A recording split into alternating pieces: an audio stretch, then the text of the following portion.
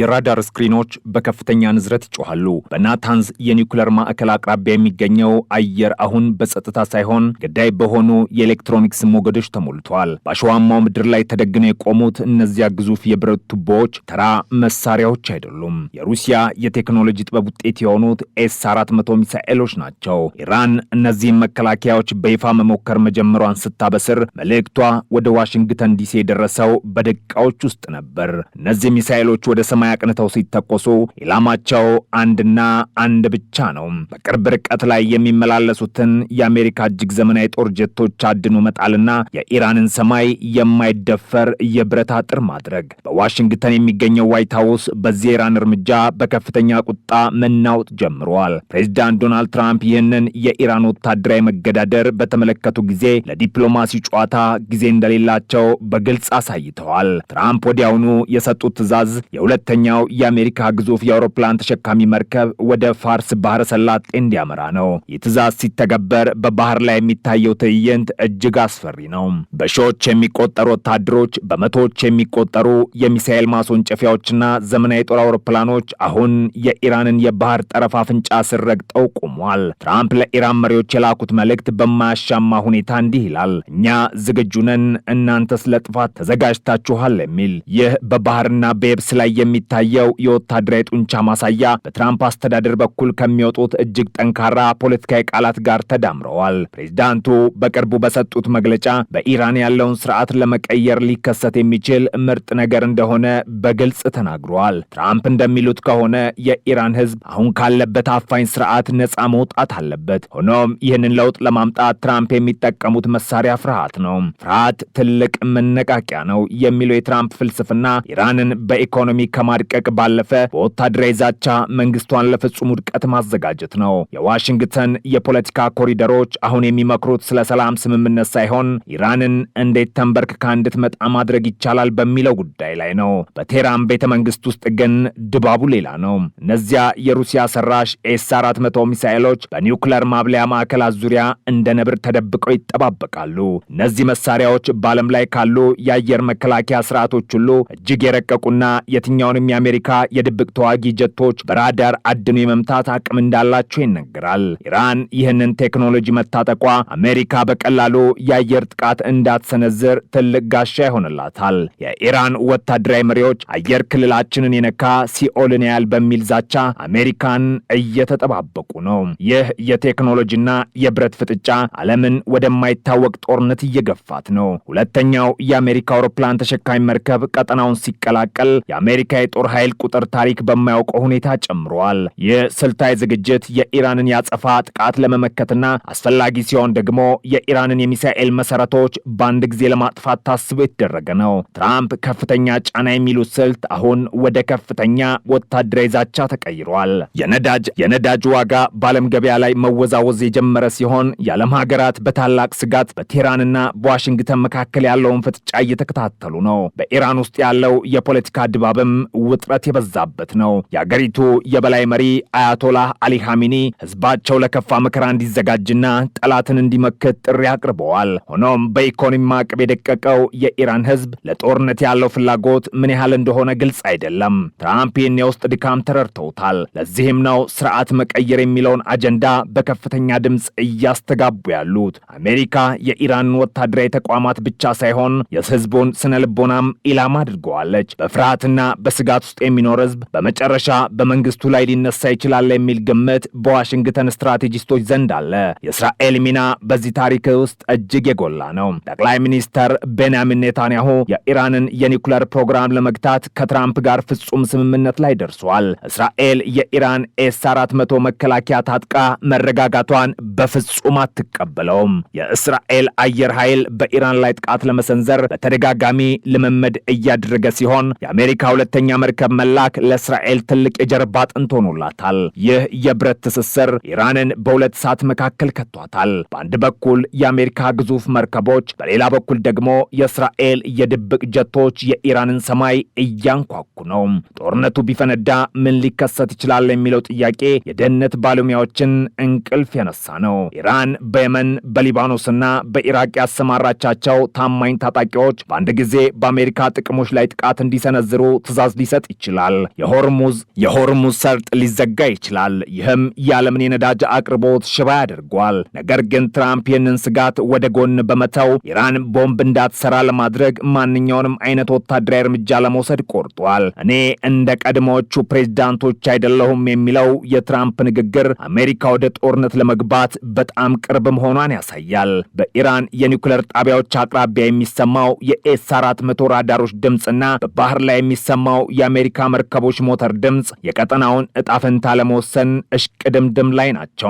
ዲፕሎማሲው አሁን የመጨረሻ ትንፋሹ ላይ ነው። ትራምፕ ፍርሃት የተባለውን መሳሪያ ተጠቅመው ኢራንን ሊለውጥ ይሞክራሉ። ኢራን ደግሞ ጽናት የተባለውን ጋሻ ይዛ ትመክታለች። ዓለም አቀፉ ማህበረሰብ ግን በታላቅ ድንጋጤ ውስጥ ሆኖ በሚቀጥሉት ጥቂት ሰዓታት ወይም ቀናት ውስጥ የሚሰማውን የመጀመሪያውን የሚሳኤል ተኩስ እየተጠባበቀ ነው። የሳተላይት ምስሎች እንደሚያሳዩት ኢራን ኤስ-400ን ከሞከረችባቸው ቦታዎች መካከል አንዱ በናታንዝ የኒውክለር ማዕከል አቅራቢያ ነው። ይህ ቦታ የኢራን የኒውክለር ፕሮግራም ልብ ተደርጎ የሚወሰድ ነው። እዚህ ቦታ ላይ መከላከያ መገንባቱ ኢራን የኒውክለር ስራዋን በምንም አይነት ዋጋ እንደማታቆም ለትራምፕ የሰጠችው ምላሽ ነው። ትራምፕ ደግሞ ይህ ሊሆን አይችልም በሚል ቁጣ ተጨማሪ የጦር አውሮፕላኖችን ወደ አካባቢ አሰማርተዋል። የሁለቱ ኃይሎች ፍጥጫ አሁን ከአቅም በላይ ሆኗል። የትራምፕን ቁጣና የኢራንን ዝግጅት በጥልቀት ስንመለከት ጉዳዩ ከወታደራዊ ፍጥጫ ባለፈ የስነ ልቦና ጦርነት መሆኑን እንረዳለን። ትራምፕ የሚጠቀሙባቸው ቃላት እንደ ፍርሃትና የስርዓት መቀየር በቴህራን ቤተ መንግስት ውስጥ ከፍተኛ ድንጋጤን ለመፍጠር የታለሙ ናቸው። ኢራን ደግሞ በምላሹ የሩሲያን ቴክኖሎጂ በማሳየት እኛም ጋር አለን የሚል መልእክት ለዋሽንግተን እያስተላለፈች ነው። ይህ የታላላቅ ሀያላን ሀገራት የጥላ ጦርነት ወደ ቀጥተኛ ፍልሚያ ለመቀየር ጥቂት እርምጃዎች ብቻ ቀርተውታል። ሁለተኛው የአውሮፕላን ተሸካሚ መርከብ ወደ ቀጠናው ሲገባ የአሜሪካ ወታደራዊ ስትራቴጂስቶች የኢራንን ማንኛውንም አይነት የሚሳኤል ጥቃት ለመመከት የሚያስችል የብረት ጃንጥላ ዘርግተዋል። ትራምፕ ኢራን ቦምብ እንዲኖራት አልፈቅድም የሚለውን ቃላቸውን ለመጠበቅ አስፈላጊ ከሆነ በኢራን ላይ ቀጥተኛ የአየር ጥቃት ለመሰንዘር ትዕዛዝ ሰጥቷል ተብሎ ይገመታል። በሌላ በኩል ኢራን ደግሞ እኛን የነካ ሲኦልን ያህል በሚል ዛቻ ያጸፋ ጥቃት እቅዷን አዘጋጅታለች። ይህ የሞትና የህይወት ጨዋታ አሸዋማ በረሃዎች ላይ የደም ታሪክ ለመጻፍ ተቃርቧል። ዓለም አቀፍ ተንታኞች እንደሚሉት ትራምፕ የሚከተሉት መንገድ እጅግ አደገኛ ነው። ፍርሃት ሰዎችን ሊያስገዛ ይችላል፣ ነገር ግን ሰዎችን ወደ ከፍተኛ ተስፋ መቁረጥና ወደ እብደት ጦርነት ሊገፋቸውም ይችላል። ኢራን አሁን ያለችበት ሁኔታ የመጨረሻው መከላከያ የሚባል አይነት ነው። ራሷን ለመጠበቅ ስትል የትኛውንም አይነት አውዳሚ እርምጃ ልትወስድ ትችላለች። ትራምፕ ግን በዚህ ስሌት ውስጥ ድልን እንጂ ስንፈትን አይመለከቱም። ለእርሳቸው ስኬት ማለት ኢራን በፈቃዷ የኒውክሌር ፕሮግራሟን ስታቆምና አሜሪካ በቀጠናው ሙሉ የበላይነት ስታገኝ ብቻ ነው። ይህ ትረካ በእውነተኛ ገጽታው ቅልጭ ብሎ ሲታይ እያንዳንዱ የሚተኮስ ጥይት፣ እያንዳንዱ የሚሰነዘር ዛቻና እያንዳንዱ የሚንቀሳቀስ የጦር መርከብ ዓለምን ወደማይቀለበስ ታሪክ እየወሰዳት ነው። ፕሬዝዳንት ዶናልድ ትራምፕና የኢራን መሪዎች አሁን በትልቅ የታሪክ መስቀለኛ መንገድ ላይ ቆመዋል። የትኛውም መንገድ ወደ ሰላም ይወስዳል፣ የትኛውስ ወደ ጥፋት? ለእነዚህ ጥያቄዎች መልስ ለማግኘት ጊዜው እየጠበበ ነው። የፋርስ ባህረ ሰላጤ ሰማይ አሁንም በጭስና በስጋት ተሞልቶ ይቀጥላል። በእነዚህ የብረት ግዙፎች መካከል የሚካሄደው ፍጥጫ አሁን ከወታደራዊ ልምምድ ባለፈ ወደ ጥልቅ የቴክኖሎጂ ሽኩቻ ተቀይሯል። የሩሲያ መሐንዲሶች የቀረጿቸው እነዚያ ኤስ-400 ሚሳኤሎች በኢራን ምድር ላይ ቆመው ወደ ሰማይ አቅጣጫቸውን ሲያስተካክሉ በአሜሪካ የደህንነት ተቋማት ውስጥ ትልቅ የሲግናል ንዝረት ፈጥረዋል። የመሳሪያ ተራ ሚሳኤል አይደለም። የአሜሪካን የአየር ላይ የበላይነት የሚገዳደር በራዳር የማይታዩትን የኤፍ-35 ተዋጊ ጀቶች ሳይቀር አድኖ የሚደመስስ የዲጂታል ወጥመድ ነው። ኢራን ይህንን የቴክኖሎጂ ጋሻ በኒኩለር ማብለያ ማዕከላቱ ዙሪያ መዘርጋቷ ለዋሽንግተን የሚሰጠው ትርጉም አንድ ብቻ ነው። የዲፕሎማሲው ጊዜ አብቅቷል፣ አሁን የምንነጋገረው በኃይል ቋንቋ ነው የሚል። ይህን ተከትሎ በባህር ላይ የሚታየው እንቅስቃሴ ደግሞ ይበልጥ አስፈሪ ገጽታን ይዟል። ሁለተኛው የአሜሪካ አውሮፕላን ተሸካሚ መርከብ ልክ እንደ ተንሳፋፊ የብረት ከተማ የፋርስ ባህረ ሰላጤ ሞገዶች እየቀደደ ሲገባ የቀጠናዊ ኃይል ሚዛን በከፍተኛ ሁኔታ ተናውጧል። የመርከብ ብቻውን አይደለም የሚንቀሳቀሰው። በዙሪያ ያሉ አጥፊ መርከቦችና ሰርጓጅ መርከቦች በማንኛውም ቅጽበት ኢራን ውስጥ የሚገኙ በመቶዎች የሚቆጠሩ ኢላማዎችን ለመምታት ተዘጋጅተዋል። ፕሬዝዳንት ዶናልድ ትራምፕ ይህን ግዙፍ ኃይል ሲያዙ ዓላማቸው ኢራንን ወደ ጦርነት መጎተት ብቻ ሳይሆን በቴህራን መሪዎች ልብ ውስጥ ሊመጣ የሚችለውን ጥፋት ስዕል በመሳል ፍርሃትን ማንገስ ነው። ትራምፕ በቅርቡ በሰጡት መግለጫ ላይ የተጠቀሙት ፍርሃት ትልቅ መነቃቂያ ነው የሚለው ሐረግ የወደፊቱ የአሜሪካ ፖሊሲ በምን ላይ እንደሚመሰረት ፍንጭ ይሰጣል። ትራምፕ እንደሚሉት ከሆነ ኢራን ከአሜሪካ ጋር አዲስ ስምምነት ላይ የምትደርሰው ወዳጅነት ፈልጋ ሳይሆን አሁን ያለው ስርዓት ሊጠፋ እንደሚችል ስትረዳ ብቻ ነው። ሪጂም ቼንጅ ወይም የስርዓት ለውጥ የሚለው አጀንዳ አሁን በዋይት ሃውስ ጠረጴዛ ላይ በይፋ ተቀምጧል። ይህ ማለት አሜሪካ ከዚህ ቀደም ትከተል የነበረውን ኢራንን የመገደብ ፖሊሲ ትታ አሁን ወደ ስርዓቱን የመቀየር ስልት ተሸጋግራለች ማለት ነው። ይህ አደገኛ አካሄድ ኢራንን ወደ መጨረሻው የመከላከያ መስመር የገፋት ሲሆን ለዚህም ነው የሩሲያን ቴክኖሎጂ ተጠቅማ አሜሪካን ፊት ለፊት ለመጋፈጥ የቆረጠችው። በኢራን የጦር ማዘዣ ማዕከላት ውስጥ ያሉት ጀነራሎችም ዝምታን አልመረጡም። እነሱም ቢሆኑ እኛን የነካ ሲኦልን ያህል በሚል ዛቻ የሚሳኤል ከተሞቻቸውን ለተኩስ ዝግጅት አድርጓል። የኢራን ስትራቴጂስት ባለሙያዎች እንደሚሉት አሜሪካ የአየር ጥቃት ለመሰንዘር ከሞከረች ኢራን ባጸፋው በመላው መካከለኛ ምስራቅ የሚገኙ የአሜሪካ ወታደራዊ ካምፖችና በእስራኤል ከተሞች ላይ የሚሳኤል ናዳ ታወርዳለች። ይህ የእልህ ለእልህ ፍጥጫ ዓለምን በአንድ አፍታ ወደ ሶስተኛ ዓለም ጦርነት ሊከታት እንደሚችል ተንታኞች ያስጠነቅቃሉ።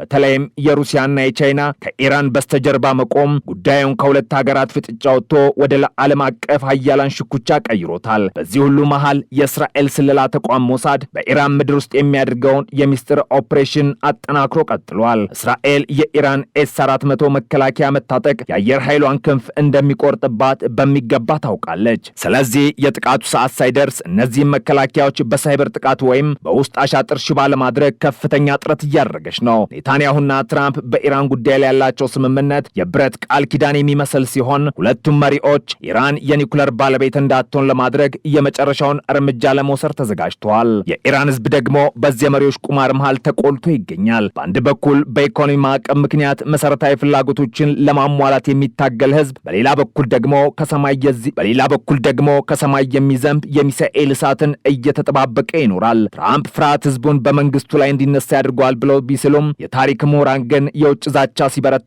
ሕዝቡ ከአገዛዙ ጋር የመቆም ዝንባሌ ሊያሳይ እንደሚችል ይናገራሉ። ይህ የስነ ልቦና ጦርነት ውጤቱ ሊሆን እንደሚችል ለመገመት አስቸጋሪ ቢሆንም አሁን ባለበት ሁኔታ ግን በቴህራን ጎዳናዎች ላይ ያለው ድባብ በስጋትና በጥርጣሬ ተሞላ ነው። ከወታደራዊ ዝግጅቱ ባሻገር የዓለም አቀፉ የነዳጅ ገበያ ይህንን ፍጥጫ በንቃት እየተከታተለ ነው። የሆርሙዝ ሰርጥ ሊዘጋ ይችላል የሚለው ስጋት ብቻ የነዳጅን ዋጋ ወደ ሰማይ ሰቅሎታል። ይህ ደግሞ በአውሮፓና በኤስያ ኢኮኖሚ ላይ ትልቅ ጫና መፍጠሩ አይቀሬ ነው። ትራምፕ ግን ይህንን የኢኮኖሚ አደጋ እንደ መደራደሪያ ካርድ እየተጠቀሙበት ነው። ለዓለም ሀገራት የሚልኩት መልእክት ከኛ ጋር ሆናችሁ